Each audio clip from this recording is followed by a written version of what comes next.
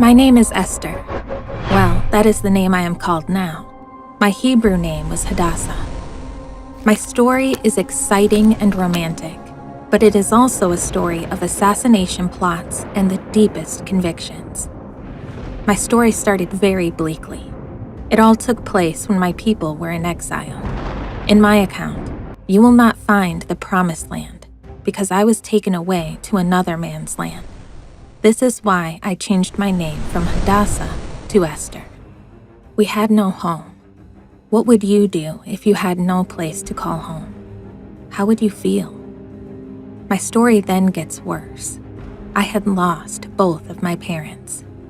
However, I found some hope. I was brought under the care of Mordecai, who lived at Susa.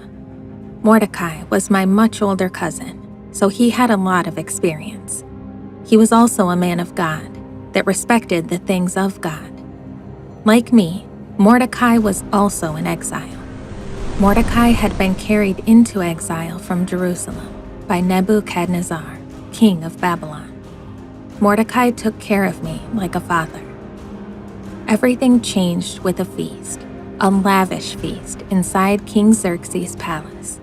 King Xerxes reigned from India to Ethiopia, and in the 3rd year of his reign, he held a banquet for all his officials and his attendants. The army officers of Persia and Media, the nobles and the officials of the provinces were all there. For a complete 180 days, he displayed the vast wealth of his kingdom and the splendor and glory of his majesty. When these days were over, the king gave a banquet lasting 7 days in the enclosed garden of the king's palace. There were couches of gold and silver on a marble pavement. It was a grand affair. The king instructed all the wine stewards to serve each man whatever he wished. The queen also gave a banquet for the women in the royal palace of King Xerxes. Her name was Vashti. On a particular day, when King Xerxes was in high spirits from wine, he commanded his servants to bring Queen Vashti, wearing her royal crown, to display her beauty to the people and nobles, for she was stunning to look at. However, Queen Vashti refused to come when the attendants delivered the king's command. Then the king became furious and burned with anger. After consulting with his wise advisors, the king was informed that the actions of Vashti would set a poor example for the ladies living throughout the realm. Then one of the wise men replied in the presence of the king and the nobles, "Queen Vashti has done wrong, not only against the king, but also against all the nobles and the peoples of all the provinces of King Xerxes. Therefore, if it pleases the king, let him issue a royal decree, and let it be written in the laws of Persia and Media, which cannot be repealed, that Vashti is never again to enter the presence of King Xerxes. Also, let the king give her royal position to someone else who is better than she." The king acted quickly. Then the king's personal attendants proposed, "Let a search be made for beautiful young virgins for the king. Let them be placed under the care of Haggai, the king's eunuch, and let beauty treatments be given to them. Then let the young woman who pleases the king be queen instead of Vashti." This advice appealed to the king, and he followed it. When the king's order and edict had been proclaimed, many young women were brought to the citadel of Susa and put under the care of Haggai. I was among those taken to the king's palace and entrusted to Haggai. But how was I to be queen when there were so many beautiful women? I did my best to please the eunuch Haggai, and he took a liking to me and showed me favor. Immediately, he provided me with beauty treatments and special food. He assigned to me 7 female attendants selected from the king's palace, and moved me and my attendants into the best place in the harem. I had not revealed my nationality and family background, because Mordecai had prohibited me from doing so. To be the queen, I would need the favor of the king. I already had the favor of Haggai and Mordecai. Mordecai always cared about me. Every day, Mordecai walked back and forth near the harem's courtyard to find out how I was doing and what was happening to me. He indeed was my guardian. But there were rules to be followed. Before a young woman's turn came to go to King Xerxes, she had to complete 12 months of beauty treatments prescribed for the women, 6 months with oil of myrrh, and 6 with perfumes and cosmetics. And this is how she would go to the king. Anything she wanted was given to her to take from the harem to the king's palace. She would not return to the king unless he was pleased with her and summoned her by name. When my turn came to go to the king, I asked for nothing other than what Haggai suggested.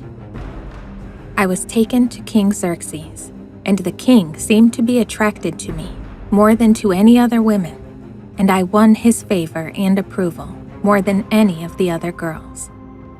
So he set a royal crown on my head and made me queen instead of Vashti. The king gave a great banquet, my banquet. He invited all his nobles. He even proclaimed a holiday throughout the provinces and distributed gifts with royal liberality. All was going so well until I discovered the sinister truth about a vile man called Haman. He hated my people so much and sought to wipe us off the face of the earth. King Xerxes had honored Haman, elevating him and giving him a seat of honor higher than all the other nobles. All the royal officials at the king's gate knelt down and honored Haman, but my cousin Mordecai would not kneel down or pay him honor. The royal officials at the king's gate asked Mordecai, "Why do you disobey the king's command?" Day after day they spoke to him, but he refused to comply. That was Mordecai. They told Haman about all this to see whether Mordecai's behavior would be tolerated. Unlike me, they knew that he was a Jew. When Haman saw that Mordecai would not kneel down or pay him honor, he was enraged. Yet having learned who Mordecai's people were, he scorned the idea of killing only Mordecai. Instead, Haman sought a way to destroy all of Mordecai's people. Mordecai refused to bow to a mere man. The fear of God overcame any fear of man. The law of Moses did not forbid showing due respect to those in authority, but it did forbid the worship of any but God. Eastern monarchs often demanded such worship. Mordecai's fellow workers sought to gain favor in Haman's eyes by pointing out his refusal. Haman was a very egotistical man, and the sight of Mordecai's blatant disrespect infuriated him beyond reason. Instead of dealing with Mordecai alone, he set in motion a plan to annihilate all the Jews in the kingdom. Haman's first step was to cast lots to determine a suitable date for the mass execution. By a seeming coincidence, the date indicated was nearly a year away, and the lot fell on the 12th month. Then Haman said to King Xerxes. Haman next approached the king with an inflammatory report about Mordecai's people, misrepresenting them as dangerous to the kingdom. He urged that a decree be issued ordering their extinction. So the king took his signet ring from his finger and gave it to Haman. The king told Haman, "Do with the people as you please." According to the law of the Medes and Persians, once issued, this decree could never be changed or withdrawn. King Xerxes sealed the death writ with his signet ring, sentencing thousands of innocent men, women, and children to be sacrificed at the altar of Haman's pride. Copies of the execution order were sent out with great thoroughness, setting the 13th day of the 12th month aside for the atrocity. A copy of the text of the edict was to be issued as law in every province and made known to the people of every nationality, so they would be ready for that day. The king and Haman sat down to drink, but the city of Susa was bewildered. My people were stunned as the news broke throughout the land. There is always sadness where evil reigns. Mordecai put on mourner's garb and lamented through the city until he came to the king's gate, beyond which he could not go, because sackcloth was not allowed in his majesty's presence. He knew that he was the main object of Haman's hatred. In every province to which the edict and order of the king came, there was great mourning among the Jews, with fasting, weeping, and wailing. Many lay in sackcloth and ashes. When my eunuchs and male attendants came and told her about Mordecai, I was in great distress. I summoned Hathach, one of my servants, and ordered him to find out what was troubling Mordecai and why. So Hathach went out to Mordecai in the open square of the city, in front of the king's gate. Mordecai told him the whole story. He also gave him a copy of the text of Haman's edict, which had been published in Susa, to show and explain it to me. He instructed me to go into the king's presence to beg for mercy and plead with him for her people. Since custom forbade me to leave my confinement in the palace, I sent a servant to take some garments to clothe Mordecai, so the king might not see him in sackcloth. If that happened, he could lose his life. But Mordecai refused to disguise his despair. I responded to Mordecai by reminding him that it was a capital offense to appear before the king uninvited, unless he spared the intruder's life by extending the golden scepter. When my message was passed along to Mordecai, he returned this answer. Do not think that because you are in the king's house, you alone of all the Jews will escape. If you remain silent at this time, relief and deliverance for our people will arise from another place, but you and your father's family will perish. And who knows that you have come to your royal position for such a time as this? Mordecai's reply was to the point. If I refused to act now, someone else would arise to deliver the people of God. And perhaps this opportunity to save my people was why I had been exalted to the throne. Each individual has an essential role to play in the ongoing plan of God. Perhaps this is my role. I told them to tell Mordecai, "Go gather all the Jews that are present in Susa and observe a fast for me. Do not eat or drink for 3 days, night or day. My maids and I also will fast in the same way. Then I will go in to see the king without being summoned, which is against the law, and if I perish, I perish." The line was cast. I just made a decision that may cost me my life, and I am at peace with this. So Mordecai went away and did exactly as I had commanded him. Although my danger be significant, considering the law and the severity which he showed to my predecessor Vashti, I will go to the king and cast myself cheerfully upon God, rather than neglect my duty to God and his people for my safety and success. On the 3rd day, when the fast was completed, I put on her royal robes, summoned courage, and appeared before the king uninvited. The king was sitting on his royal throne in the hall, facing the entrance. When he saw me standing in the court, what do you think he did? Well, he was pleased with me and held out to her the gold scepter in his hand. So I approached and touched the tip of the scepter. Then the king asked, "What is it, Queen Esther? What is your request? Even up to half the kingdom it will be given you." This was the moment. The next words I speak would determine the fate of an entire group of people. "If it pleases the king," I replied, "let the king, together with Haman, come today to a banquet I have prepared for him." Then the king said, "Bring Haman quickly so that we may do as Esther says." So the king and Haman came to the banquet that I had prepared. I do this work covertly so that Haman is not even aware of my plans.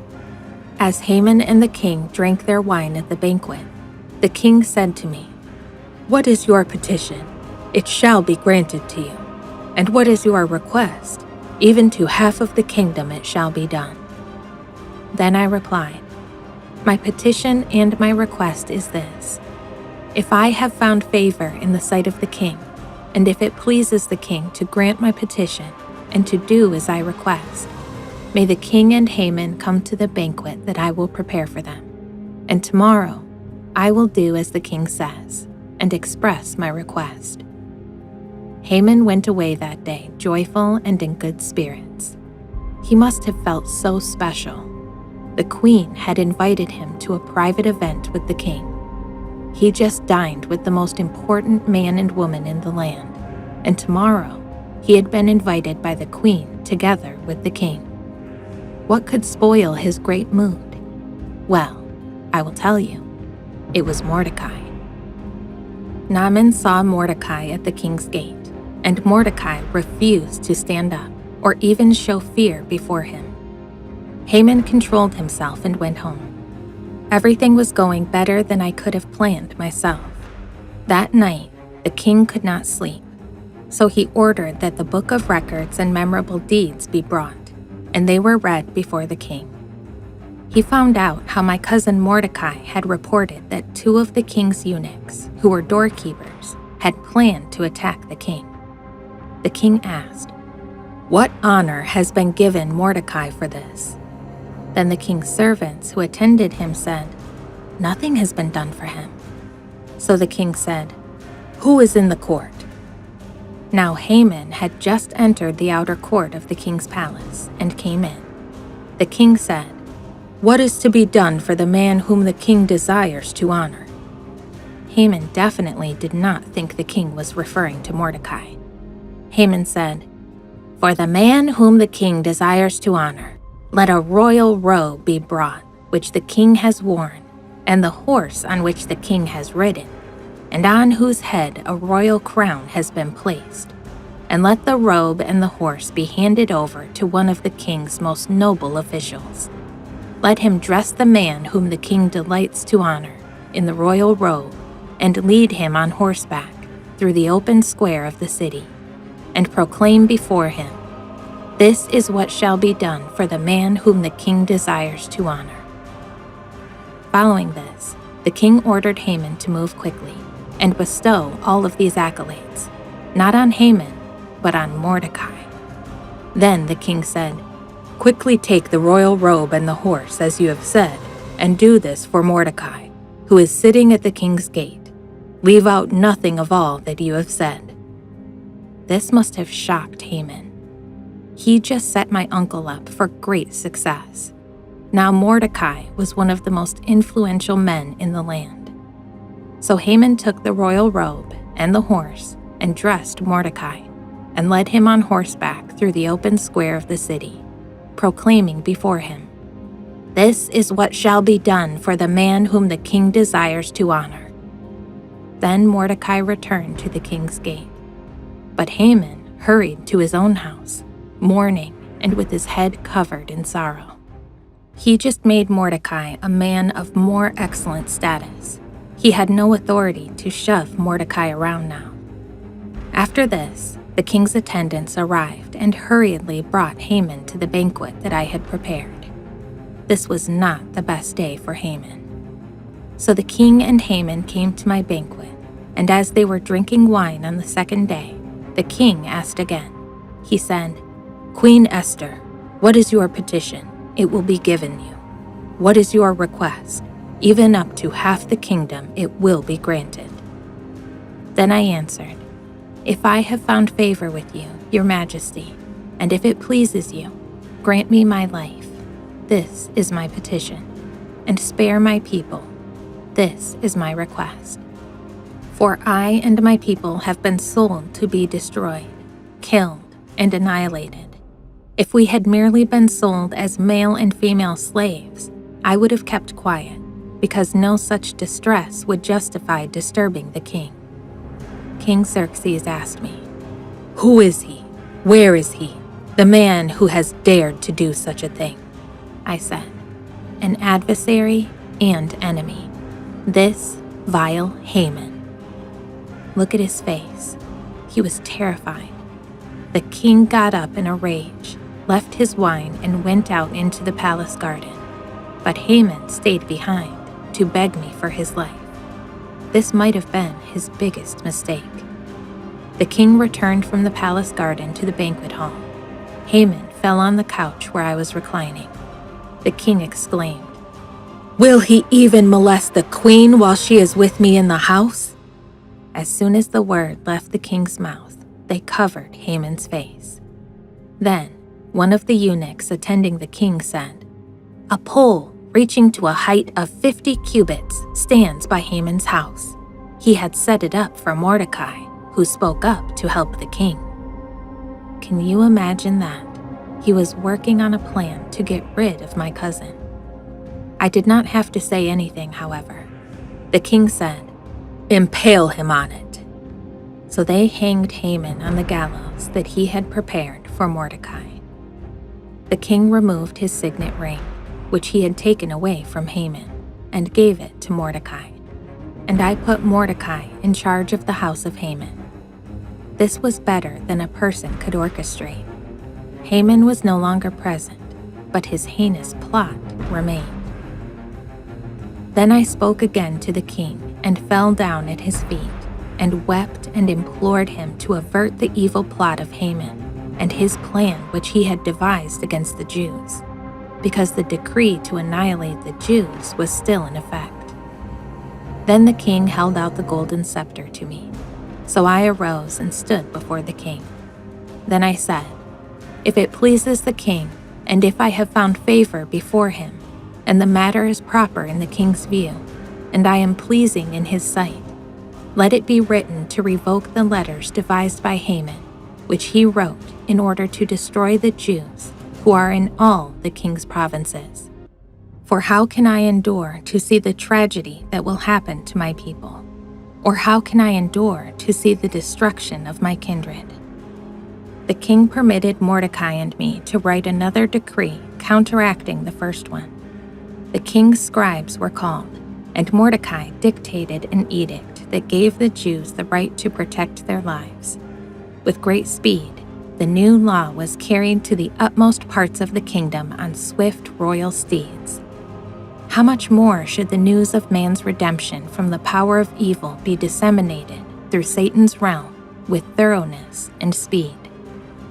Having discarded his sackcloth, Mordecai left the palace in robes of splendor. My people were glad when they heard of the sudden events, while the rest were filled with dread. Not wanting to be numbered among their enemies, many Gentiles became converts at this time.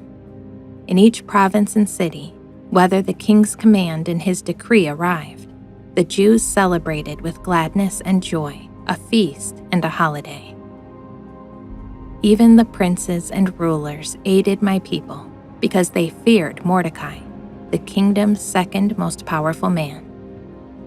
Mordecai was a true patriot, and when he was elevated to the highest position under the king, he used his work to help his people. I was far from home, but God placed me in a position of power in a pagan society. Thankfully, I did not compromise my principles. We made significant headway in advancing our faith. My royal position was for that reason. I was called for a time like this. I didn't belong in the pagan world. There was a risk for me to conform to everyone. However, I was prepared to give my life. My name is Esther, and this is my story.